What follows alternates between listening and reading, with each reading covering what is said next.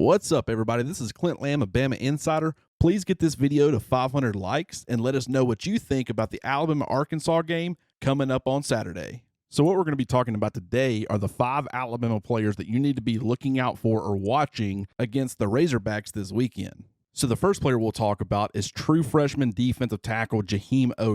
This is a guy who is listed as a co-starter coming out of fall camp, and he has not disappointed through the first 4 games of the season. He's played in every contest so far this year while getting 2 starts, and he's playing close to 37% of the defensive snaps. On Saturday, Alabama is going to be facing off against Arkansas's number 9 ranked rushing offense, which is averaging 243.75 yards per game. A lot of that rushing success has come from Raheim Sanders, or Rocket Sanders, who's already rushed for over 500 yards and 3 touchdowns this season while averaging 6.1 yards per carry. But you also can't forget about KJ Jefferson and his rushing ability from the quarterback position. He's already racked up 274 yards and 4 touchdowns on his own. Sanders is 6'2", 227 pounds, while Jefferson is 6'3", 242 pounds. So Arkansas loves being physical and using power as a major element in their run game. And really, they love attacking between the B gaps, between the left guard and the right guard. Of their 1,029 rushing yards so far this season, 608 of those have come between the B gaps. That's 59.1%.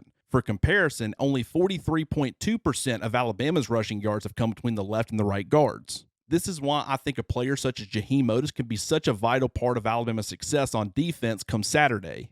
At 6'5", 342 pounds, he's a space-eating defensive lineman who can create a lot of issues for Arkansas on what they like to do offensively. Now, the Razorbacks do have a quality, experienced center in Ricky Stromberg who has started for the last 4 years. So this won't be an easy matchup for Otis or any of the other Alabama interior defensive linemen. But I do think that they're all going to play a huge role on Saturday. Otis and Tim Smith started against Vanderbilt and actually looked really good as a run-stopping combination. But you've also got other quality run stoppers in Byron Young, Justin Aboigbe, and DJ Dale. In fact, stopping the run is probably one of the strong suits of this interior defensive line. But Saturday will be a much tougher test than anything that Alabama has faced up to this point this year.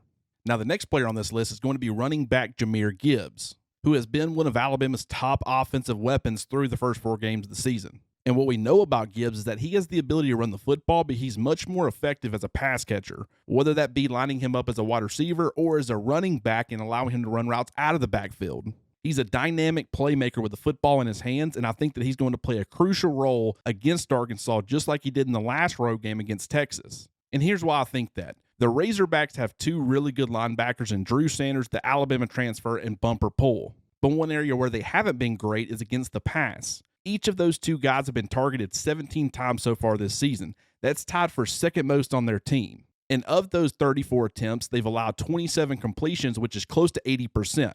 And that's gone for 338 yards, which is a 12.5 yard per completion rate. For comparison, Henry To'oTo'o, Jalen Moody, and Deontay Lawson have been targeted a combined 21 times while giving up 14 completions.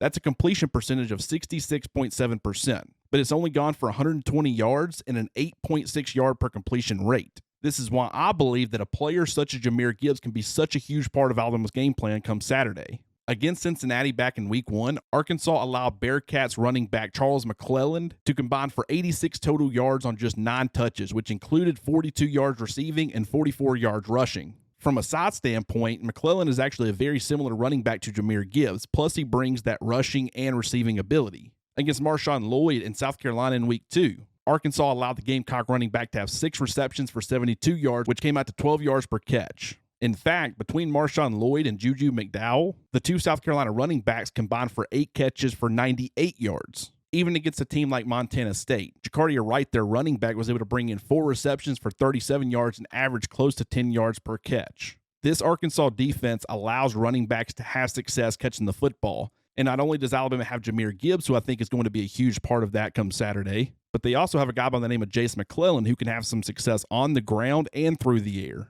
Now, the next player on this list is going to be defensive back Brian Branch, and the reason that he's included is that he's going to be the one tasked with covering wide receiver Jaden Hazelwood a majority of the time. Hazelwood is a former 5-star prospect who originally committed and went to Oklahoma, but transferred to Arkansas in the offseason to fill the void left behind by former wide receiver Treylon Burks. As of right now, Hazelwood leads the team in targets with 24, receptions with 18, and he's tied for first in receiving touchdowns with 2. This is a 6'3", 213-pound receiver who's fantastic in jump ball situations. He knows how to high point the football. He's got excellent ball skills. He knows how to effectively use his size to overpower defensive backs, and that's why it's going to be so important for Brian Branch to have a big game. You see, what a lot of people don't know about Hazelwood is that he spends 85.7% of his snaps in the slot. And with Brian Branch manning the star position, that's going to put him directly covering Hazelwood a huge percentage of the time. Now, Hazelwood isn't this type of receiver that's going to create a whole lot of separation through his route running or things like that. He's not really considered much of a burner, so Branch is going to have to win this battle through contact. But the good news is that Branch has been one of Alabama's best defensive players for the entirety of this season. Whether it be stopping the run, in coverage, or getting after the quarterback when he's sent on blitzes, this is a guy who not only knows how to create big plays, but he's also one of the most consistent and best tacklers on the defense. And he's certainly going to have to play that way against Hazelwood on Saturday. Now, one of the most intriguing matchups of Saturday's game, at least for Alabama fans, is going to be left tackle Tyler Steen against Arkansas linebacker Drew Sanders, who we've already mentioned transferred over from Alabama. Now, on the depth chart and as far as usage is concerned, Drew Sanders is going to be playing a lot of Mike linebacker. There are some instances, however, where you're going to see him lined up as an edge rusher going against Tyler Steen. And when you look at Sanders as an off-ball linebacker, this is a guy who has great length. He's a good downhill run defender. He's got great short area quickness. But I think using him as an edge player, especially in obvious passing situations, does two things for Arkansas.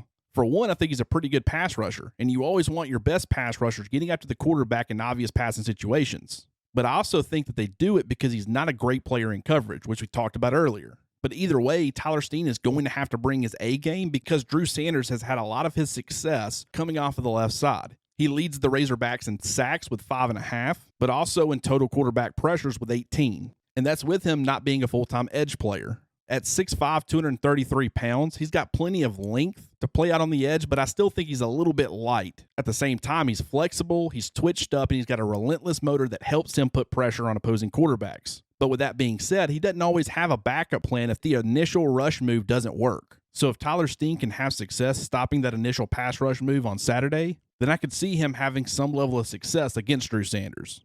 And the good news is that Steen actually had his best performance from a pass blocking standpoint against Vanderbilt this past weekend. He continues to get better and more comfortable the further Alabama gets into the season, and that bodes well for the Crimson Tide as they enter this tough 4-game stretch over the next month. Alabama's offensive line won't be the only one dealing with a lethal pass rush on Saturday. The fifth and final player to make this list is Alabama outside linebacker Will Anderson, who through 4 games has 4.5 sacks. And if you look at that from a sack per game perspective, it actually falls in relatively close to the numbers that he put up last year when he had 17.5 sacks. And that's with him playing less snaps and with opposing offenses trying to do things to scheme or prevent him from having success. Now on Saturday, Anderson is going to be going against a pretty good Arkansas offensive line. Dalton Wagner, their right tackle, to me looks like he might have an NFL future. He's 6'9", 331 pounds. He's an underrated athlete for a man his size.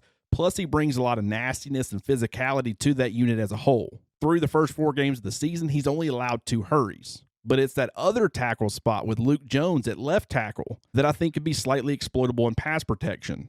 I believe Alabama can get Anderson in some isolated one-on-one situations with Jones. Of Arkansas's 20 pressures allowed through the first 4 games, almost half of those, 9, have been allowed by the left tackle in Jones. And so far this season, especially in the last couple of games, defensive coordinator Pete Golding has done an excellent job of putting Anderson in a position where he can isolate and get those one-on-one matchups in certain situations. And recently, that has been very fruitful for the star outside linebacker. And in certain situations, expect to see that a lot more against Arkansas on Saturday. If Alabama can stop Arkansas's run game and get consistent pressure on quarterback KJ Jefferson through Will Anderson and some of those other options, I think it's the perfect recipe for Alabama to leave Fayetteville with a victory.